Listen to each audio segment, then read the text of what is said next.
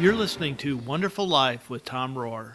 From Rogers to Bedford Falls, from Fayetteville to Pottersville, we're discovering how one person's life can have an effect on so many others. My guest today is somebody very close to me, Miss Annie Rohr. Welcome, Annie. It's good to have you here. Good to be here, Dad. Why don't you tell us a little bit about yourself so our audience can get to know you? I am your daughter. I am the daughter of Tom and Therese Rohr. I have two older sisters, Katie and Mary Beth. Katie also has an extended family, but we can get into that later.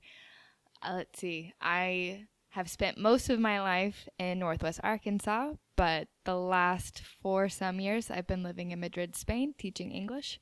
I did that right after I graduated I moved there right after I graduated from the University of Arkansas, studying international relations and Spanish. And I don't know. And now I'm just hanging out in Spain, seeing what that has. So now, what work are you doing in Spain? So I am teaching English in Spain.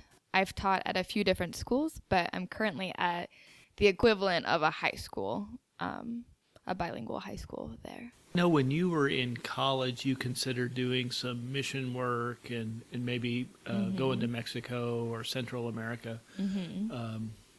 Plans change when you live life, I guess. Would you consider what you're doing in Madrid as mission work? I think it's important to comment on the going to Mexico or somewhere in Central or South America, because my plan was to go and volunteer for a year in a Spanish-speaking country somewhere in that part of the world. And then when none of that worked out, when all the plans that all the programs I applied for fell through, I applied to teach English in Spain, and everything came together. But yes, I think it was in many ways what I do is, a missionary lifestyle. I work with kids every day, and I feel like my goal with them is to have a good relationship. So it's a lot of relational ministry, getting to know my students, more so than just teaching them how to communicate in English, but actually see what's going on with them. How are they going to use English? And it's cool that what I'm teaching them is also the way that I get to know them and get to know what's going on in their lives. So tell us a little bit about your kids. How are they the same as kids that you'd see in the U.S., or how are they different? Overall, there's more similarities than differences. Like, it's very important for them to have their friends. I think they have the same goals of wanting to be liked by people, and wanting to do well in school. I think that my students in Spain are a little bit rowdier than maybe American students are, but I think that might also just be my own personal experience of. Because you're the teacher, or really are they? What kind of rowdy things do they do? I don't know. It's hard to teach a group of 25 students all at once. That's why I always try to get groups of maybe between 5 and 10 students, because I can manage that a little bit better than the whole group where everyone wants to talk at the same time. And so I don't know what language is being spoken most of the time because it can be so loud. Sounds like they're just being kids. Yes. Yeah. Well, so you've been doing this for a while now. You're on your 5th year. What's your next move? Where do you see yourself in 3 to 5 years?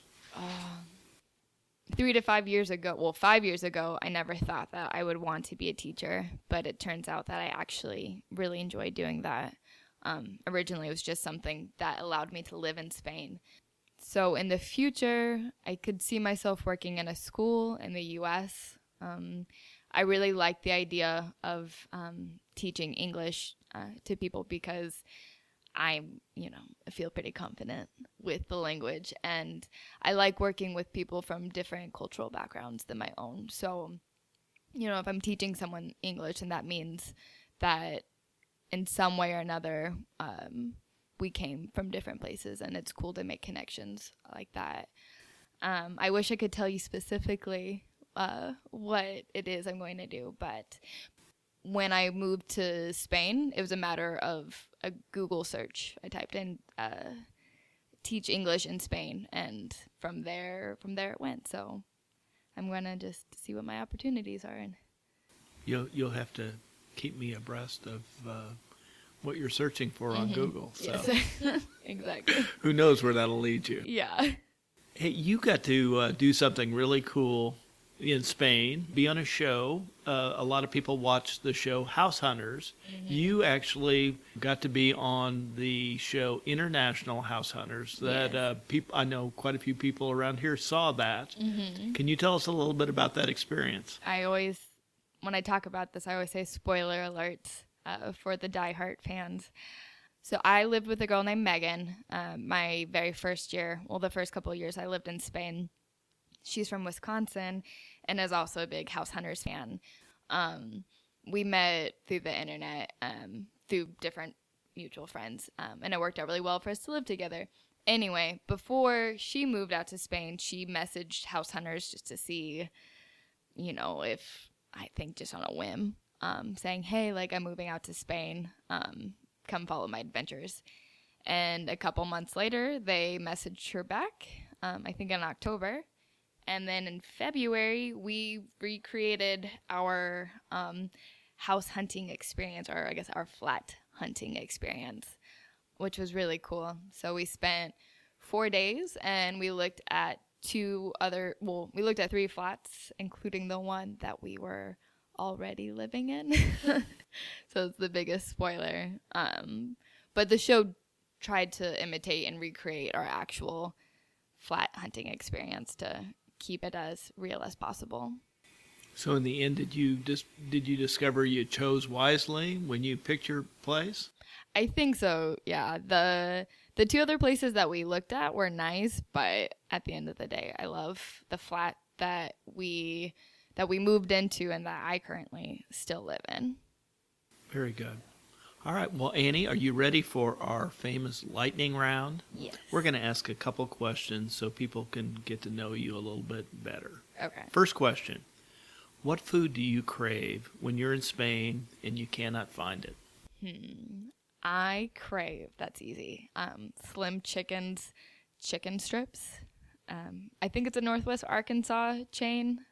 Maybe Oklahoma and Texas are getting a few.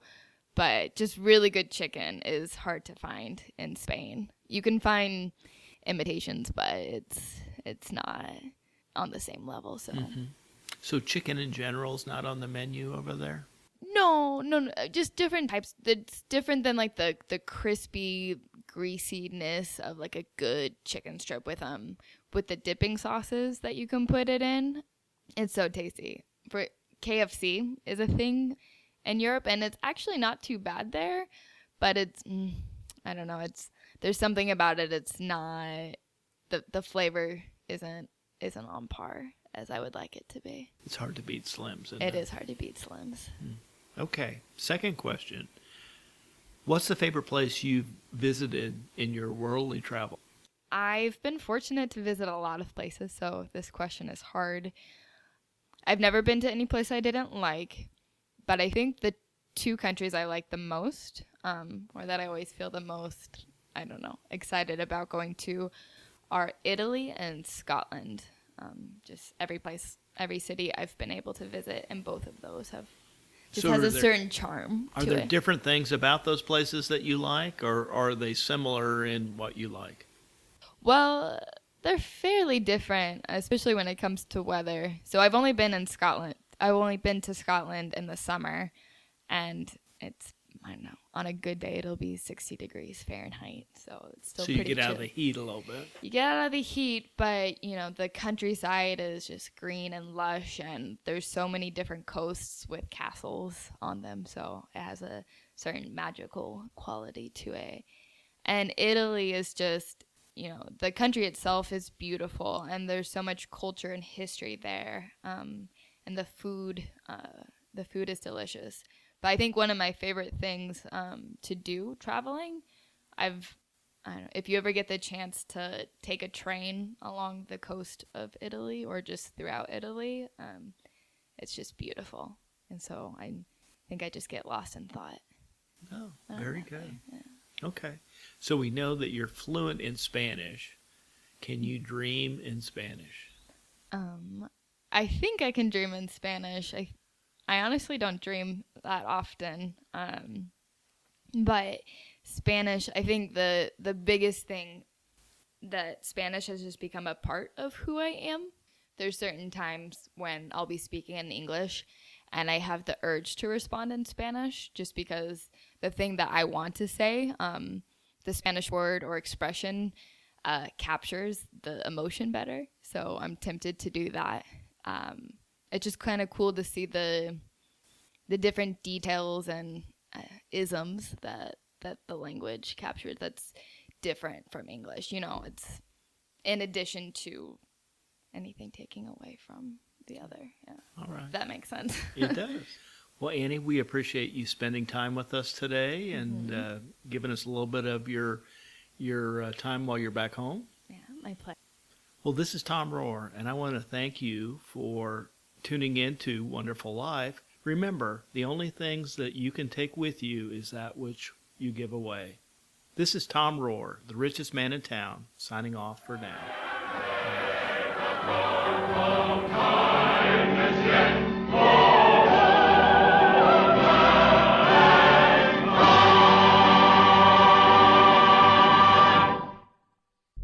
You're listening to the Padua Podcast Network, PaduaMedia.com.